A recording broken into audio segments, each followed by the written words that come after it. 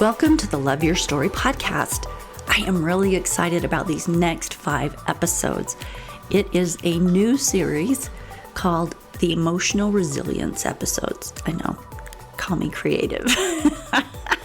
But it's 5 podcast episodes over the next 10 weeks that each one focuses on a specific type of emotional resilience skill. And I feel like this is so important right now. I pull in experts, I pull in stories from other interviews. We've got a lot of great stuff that's going to go into these. So super excited. Today is episode 1 of this series.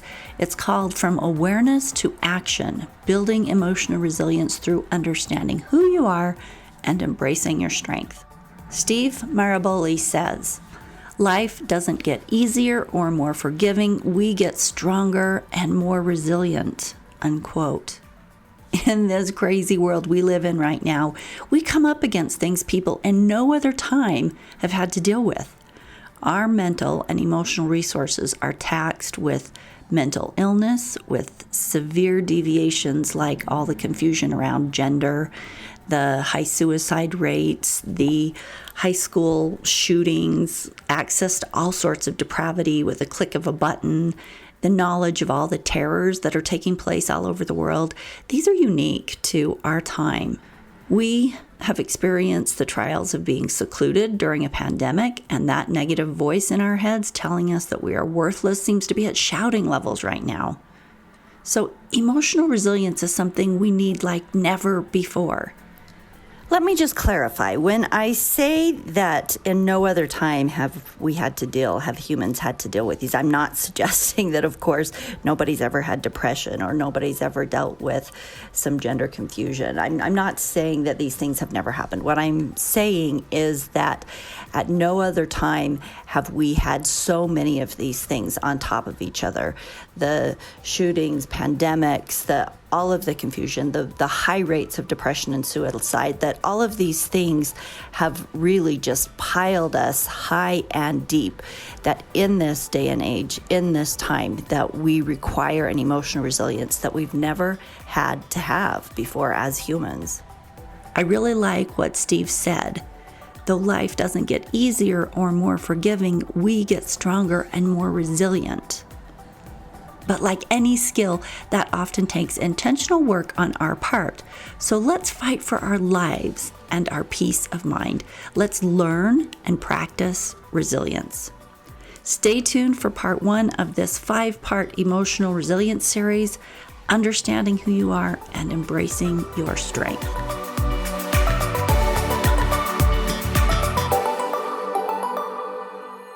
Stories are our lives in language. Welcome to the Love Your Story podcast. I'm Lori Lee, and I'm excited for our future together of telling stories, evaluating our own stories, and lifting ourselves and others to greater places because of our control over our stories. This podcast is about empowerment and giving you, the listener, ideas to work with in making your stories work for you. Story power serves you best when you know how to use it.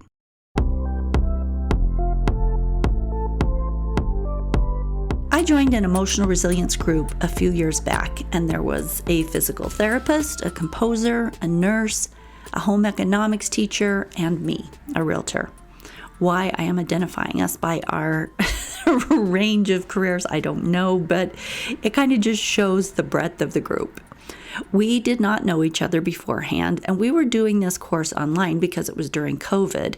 This group was put together by the Church of Jesus Christ of Latter-day Saints in an effort to support people in learning emotional resilience during a hard time.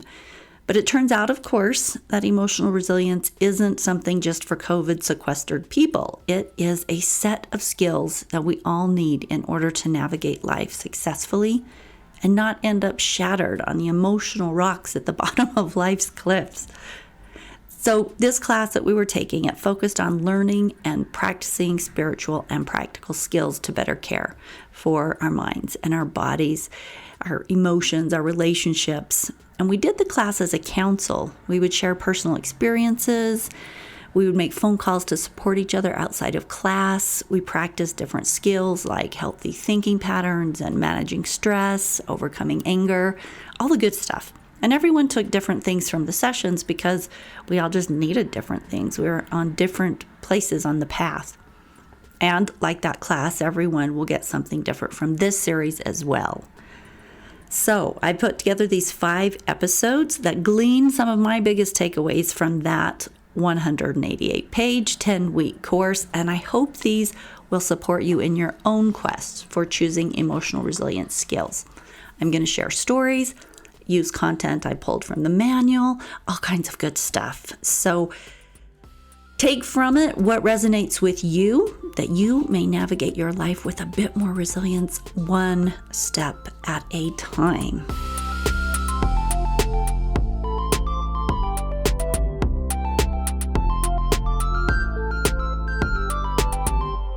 What is emotional resilience? As children, we picture our futures with all the good things. I pictured happy relationships and a nice home, a successful career, lots of friends. Like, we're just picturing the good stuff. Because as children, we don't know or understand how deeply difficult life will be in the future.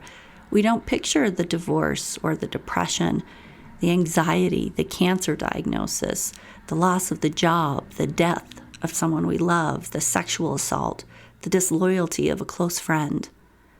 We don't picture the emotional gauntlet that we're going to be forced to navigate just simply because of the nature of being in this world. Emotional resilience is the ability to adapt to emotional challenges with courage and faith, helping ourselves, helping others, reaching out for additional help when it's needed. You know, we throw around the words emotional resilience everywhere. It's kind of a catchphrase right now. But let me just repeat that definition. Emotional resilience is the ability to adapt to emotional challenges with courage and faith, helping ourselves, helping others, and reaching out for additional help when needed. We can do that. We can absolutely do that. The mind is where all the battles of life are won or lost. So choosing to strengthen our mental capacity and our mental muscle in order to better deal with the real journey of the hero, that's a choice. It's a choice we have to arm ourselves for that battle. Learning emotional resilience is the armor. And we have the choice to practice those skills.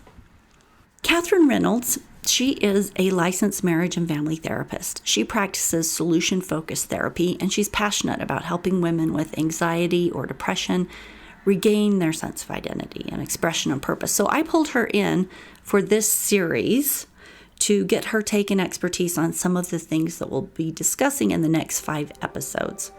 And I asked her what she thought emotional resilience looked like. Here's what she said. And so I found this other quote, and this is what I wanted to highlight as what emotional resilience is.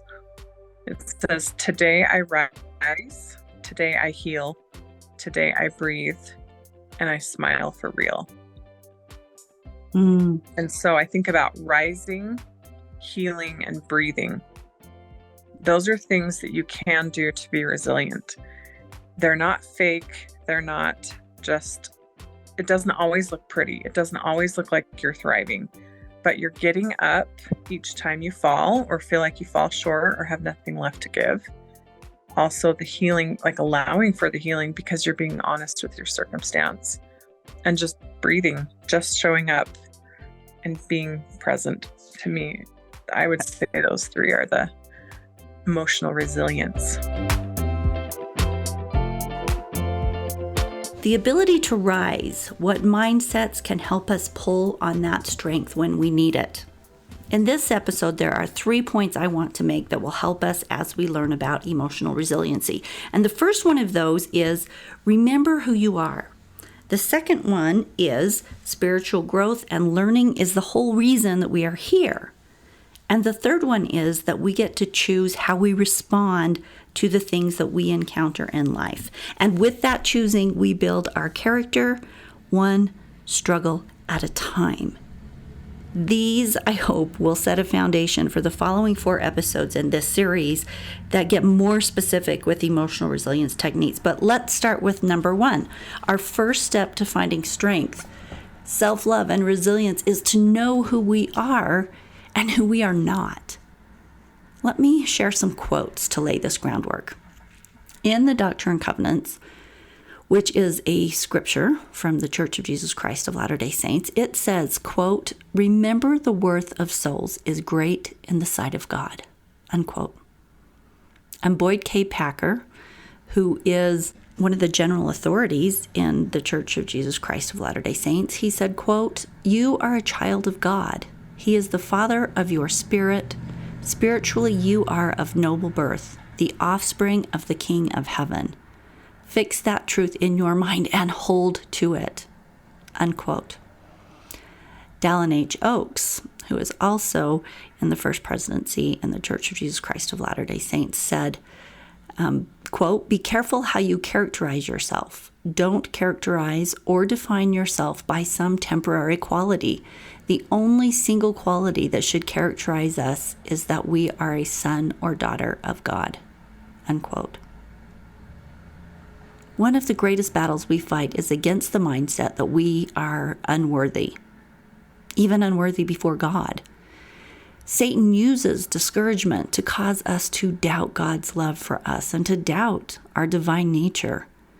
This is a powerful play on his part, because if he can make us believe that we are nothing, and as he did in the Garden of Eden when he told Adam to go hide, if he can get us to hide from God, then we, of our own will, choose to separate ourselves from our greatest source of strength and spiritual reinforcement. Now, from the standpoint of a war, in this case a spiritual war, that is the equivalent of getting you to leave the walls of your fortified city and wander confused out onto the battlefield. When you do that, it makes you easy prey. Think about it. Now, when I look at my boys, I have 2 boys. I see so much. I see tremendous beauty, talent, ability, potential. They often shrug off my praise because it's just coming from mom. But on the contrary, this is exactly the eyes they should look through to see their glory, the eyes who see it clearest. I have been with them from the beginning. I think about how much I want my boys to accept their strength and their beauty and the power, how much I want them to live into their obvious greatness, how much I want them to be unaffected by the critics and the insecurities brought on by society and social media, the culture, expectation. And you know what? Here's the thing that's interesting is I know that God wants the same for me, and of course for them, but that I will accept and not doubt my own glorious ability and potential. Like, think of it as a parent seeing a child for all they are and all they could be, and hoping that they will embrace that with boldness and not shrink in fear and be something smaller than they are. We can relate. And I think this also helps us understand what God hopes for us too. Elder Dieter F. Uchtdorf, apostle in the Church of Jesus Christ of Latter-day Saints, said, quote, "Much of the confusion we experience in this life comes from simply not understanding who we are." The Apostle Paul, he wrote a hymn to charity, and translated in part, it says, quote, "For now we see through a glass darkly," unquote. The original actually reads, "We see in a mirror dimly." Or in other words, we do not fully see ourselves or understand who we are. It is why we seek to know who we are, to know our relationship to God. Some of the big questions we ask as we navigate life: who am I? Why am I here? Once we embrace the answers, we become stronger. Who am I? I am a child of God. Why am I here? To learn, to grow, to experience. Spencer W. Kimball, past president and prophet of the Church of Jesus Christ of Latter-day Saints, said, quote, "God is your Father. He loves you. He and your mother in heaven value you beyond any measure. You are unique, one of a kind, made of the eternal intelligence which gives you claim upon eternal life. Let there be no question in your mind about your value as an individual," unquote. If we will accept this premise, really accept it, that we are loved by a benevolent God, that we are His and He is ours, we will most certainly make different choices. We will find courage rather than fear during the hard times. We will square our shoulders even when we doubt. We will have the spirit of power and of love and of a sound mind, as Timothy said in the New Testament. Let's go to my second point. Our progress spiritually is the reason that we are here. Orson F. Whitney said, quote, "No pain that we suffer, no trial that we experience is wasted. It ministers to our education, to the development of such qualities as patience, faith, fortitude, and humility. All that we suffer and all that we endure, especially when we endure patiently, builds up our characters, purifies our hearts, expands our souls, and makes us more tender and charitable. And it is through sorrow and suffering, toil and tribulation that we gain the education that we came here to acquire. So the gauntlet, while difficult, isn't all bad. There is purpose," unquote. I wanted to throw in some things from just a range of people. Plato, a voice from Greek philosophy, said that our paramount moral duty was to become like God as far as possible. This means that we will have to know many things, experience many things, be pushed into the workshop of life where we can try out such things as patience, love, forgiveness, faith. The Apostle Peter, who is a voice from the New Testament, he noted that we seek to emulate the divine. This will cost us everything, he said. Acquiring divine nature is not for the weak. It is a place of meekness, a space to gain understanding.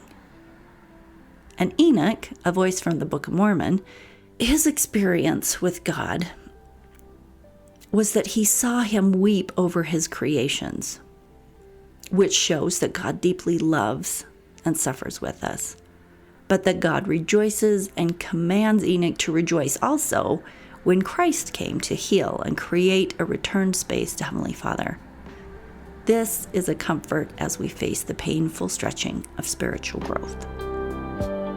Okay, my third point. Let's bring things into our own control now. Less divine and more about how we navigate that path. In all aspects of life, the good, the bad, the ugly, we always get to choose how we respond. We always get to choose the story that we create about it in our own heads. We can believe we are victims, or we can choose to use our agency to choose better, healthier mindsets. I know this puts a lot of responsibility on us for regulating our emotions and taking responsibility, so sometimes it's not a favorite. But let me share this quote by David A. Bednar, an apostle from the Church of Jesus Christ of Latter-day Saints. Quote, "As sons and daughters of our Heavenly Father, we have been blessed with the gift of moral agency, the capacity for independent action and choice. Endowed with agency, you and I are agents, and we primarily are to act and not just be acted upon. To believe that someone or something can make us feel offended, angry, hurt, or bitter diminishes our moral agency and transforms us into objects to be acted upon. As agents, however, you and I have the power to act and to choose how we will respond." Unquote. I wanted to get Catherine's take on this idea as well, and she clarified things a bit. I think her comments keep this idea real. Here is what she said. Again, this is Catherine, the family therapist that I brought into, and we're going to hear from her in all 5 episodes. But here's what she said about this specific topic. So we always talk about our control over our thoughts and recognize stories that we create in our own minds. That when I say we, I mean here on the podcast. And we say things like, no one can make you angry and you choose to be offended. You know, I mean, again, here we are coming back to responsibility over our own mindset, over our own emotions. But how do we realistically become better at controlling our emotions so that that feels more doable? Yeah. When I read your question too, the word control is a little bit of a trigger word in the therapy realm. So like control emotions starts to actually give me anxiety, because controlling feelings ends up becoming like stifling them a little bit. Okay. But I know your question is more than that. So, but I think it's a good thing for people to realize outside of just this conversation, we can't necessarily control them, but we can learn how to feel them. We can learn how to navigate them, and we can learn how to express them. I have quite a bit of thoughts on this. Like one example, um, I work a lot with clients with anxiety, and they're constantly trying to control their emotions in session. They don't want to cry. They don't want to shut down. They even avoid it at all costs. Like their body starts shaking sometimes. There's a control piece. The minute they're able to let it flow, the anxiety and the body reactions actually dissipate. So, anger and sadness are called difficult emotions. They're not necessarily negative, but I would say most people think of them as more like aversive, like bad feelings. Mhm. But they're not negative. They're all needing to be expressed. And so when we just try to control them, it actually stifles the body's natural response, which is usually to get it out of the body, like crying or even some physical responses. Thank you for that clarification, because Yeah. I remember having a conversation with, well, it was a number of episodes ago, maybe even a couple of years ago, and we were talking about fear, and the way that she packaged all of this was that, when we take fear and anger and their emotions and we put them in the basement like they're the bad children and we keep them locked up, like you can't feel those, right? Yeah, then they actually become rebellious and more forthright because they're trying, banging on the door trying to get out. So this idea of accepting all the feels, letting them flow through you. But I guess the question comes back to, you called navigating them.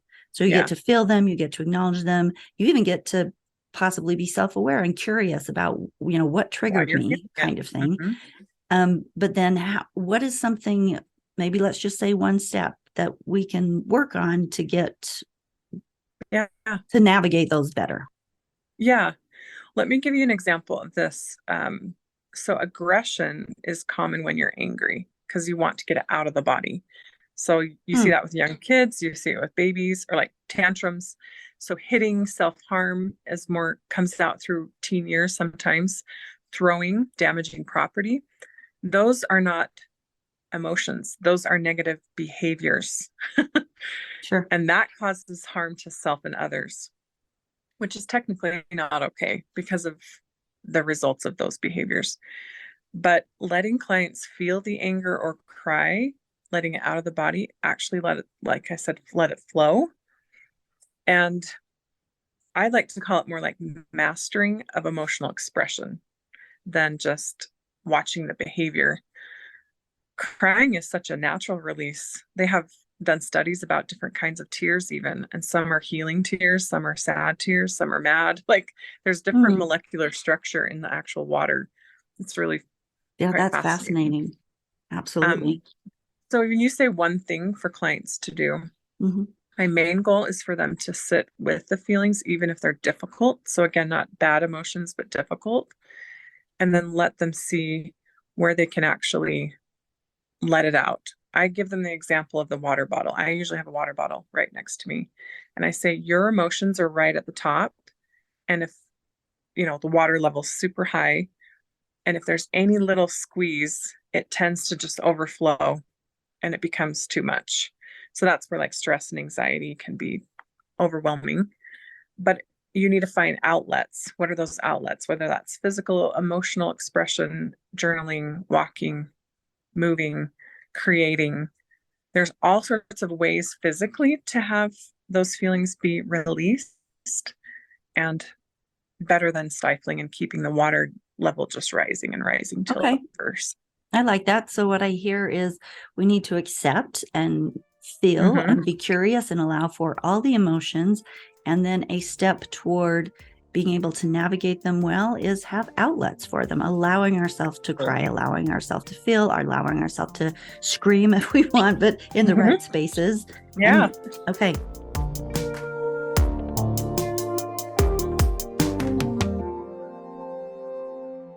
I firmly believe that it is in the struggle to do so that we build mental and emotional muscle. And often it's where we find the gifts that are waiting for us. It's like a treasure hunt for the persistent.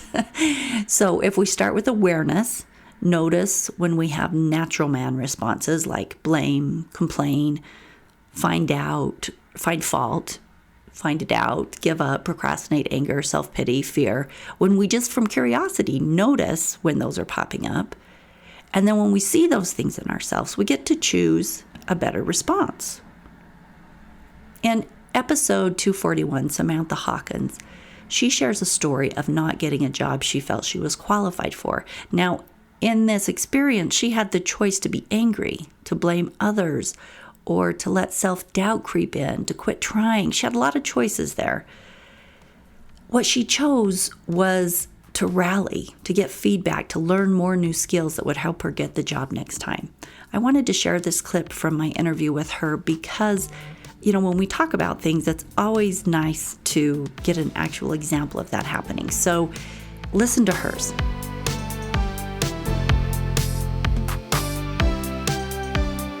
I'd like to talk about sticking to it and being persevering, even in my job, my main job in dispatch. So I remember probably about 3 years ago, I had went for a position. I wanted to be a training officer, and I had felt like I had poured so much of myself into my work to get this role.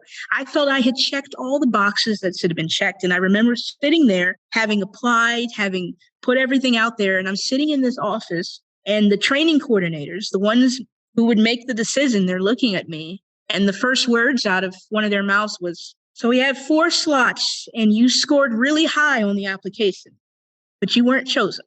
And I could just remember just feeling like, just the air leave my body.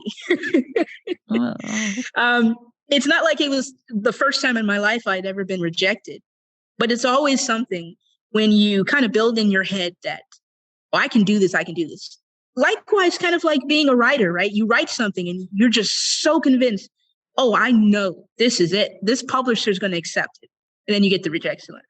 So I was sitting in that office and I heard, no, sorry, actually, you didn't get this, but try again in a year. Don't give up, try again.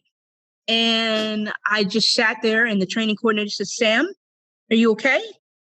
Got something to say?" I said, "No, I'm okay. Thank you." Walked out and I went home. And the next day I was on Indeed.com scouring the job listings within 5 to 10 miles from my home because I said, that's it. I'm giving up. I'm giving in. I was ready to go. I was ready to rage quit because I had checked all the boxes that I felt should have impressed others enough to give me this position. My mom asked me, what are you doing that morning over breakfast? And I said, well, I'm planning on leaving. This is what I'm doing. And I'm searching for jobs. And I remember her looking me in the eye and saying, now, are you leaving because you feel that it's time for you to leave?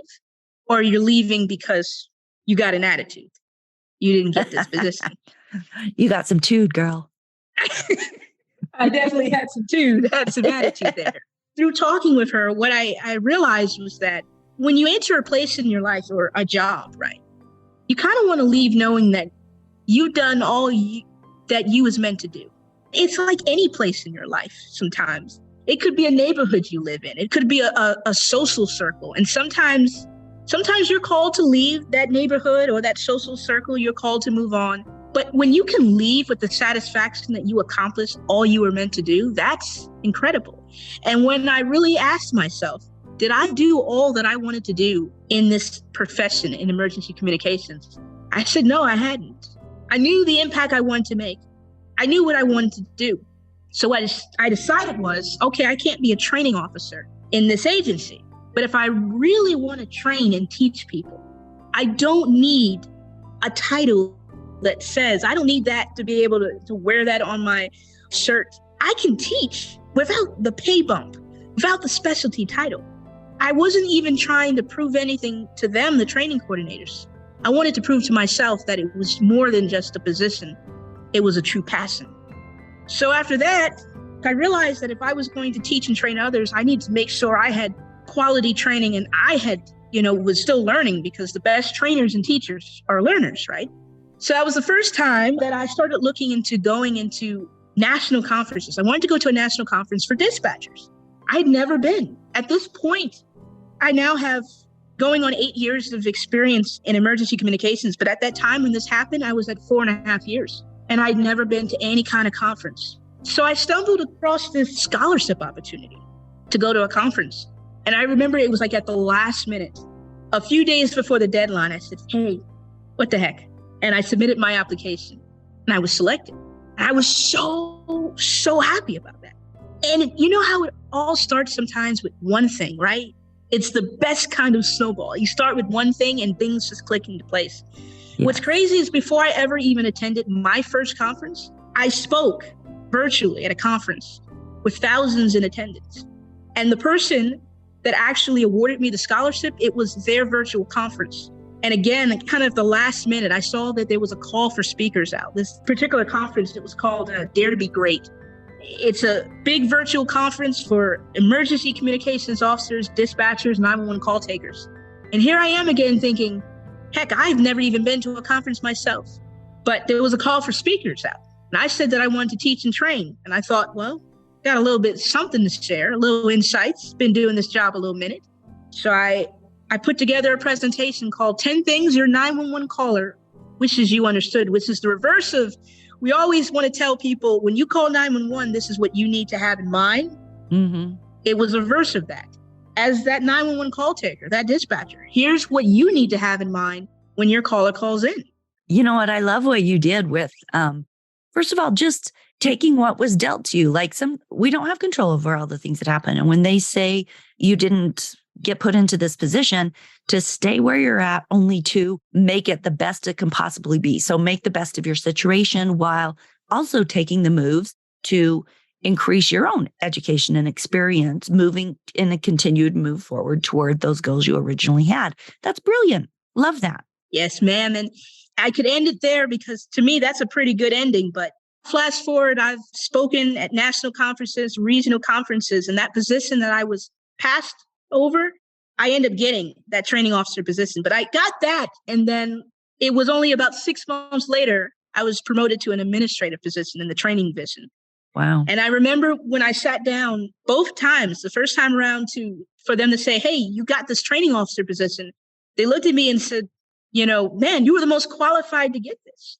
And I said to them right then and there, because I had a boldness that I didn't have a year ago when I was turned down. I said, I got to be honest with y'all. I'm at a place in my life where I want this. But back then, it was all I was all I could think of that I could get. Like that was the best. Now, if I don't get this position, I'm still going to continue teaching and training. I'm doing it nationally and regionally, but I want to do it here at my center as well. So I proved something to myself. Yes, absolutely. I think so many of the things we go through are often for us. Like we come to understand who we are. We come to learn about us in the process. And I really think that what you've hit on here with this example in this story is just super key, that you did end up getting what you wanted, but you needed to keep your eye on the prize. You needed to persevere. You needed to keep adding things to your portfolio, which you immediately did. And that's the key. If you just keep persistently adding to it, you're going to get there.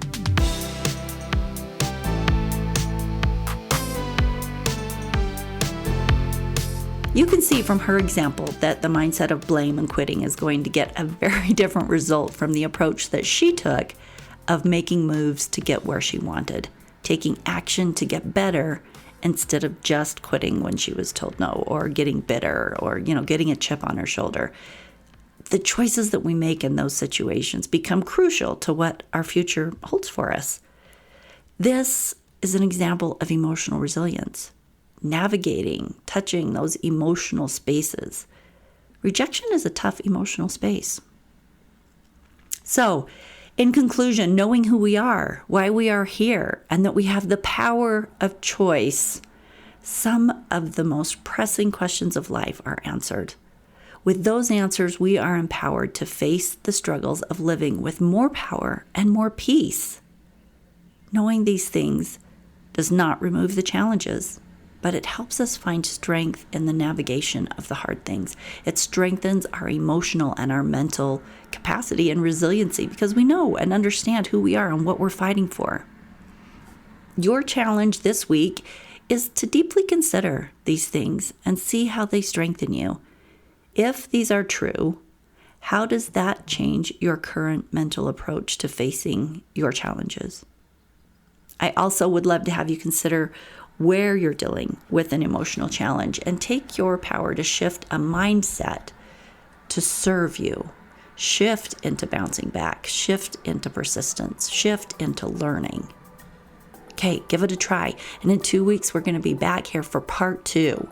Thank you for being here today. And thanks to NFA Coaching and her 5-star review titled, Inspiring the World with Meaningful Stories. She says, quote, "Such a wonderful podcast. Lori asks questions that highlight the heart and soul of people's journeys. So relatable and insightful. What a gift this podcast brings to the world." Unquote. Thank you. Thank you for that review. I love hearing from the listeners. It means a lot to me. If you leave a review, I would love to share your thoughts as well. So whatever app you're listening on, scroll down. It gives you the option to leave a review. That would be much appreciated. So have a great intentional 2 weeks until our next episode, part 2 of the 5-part series on emotional resilience.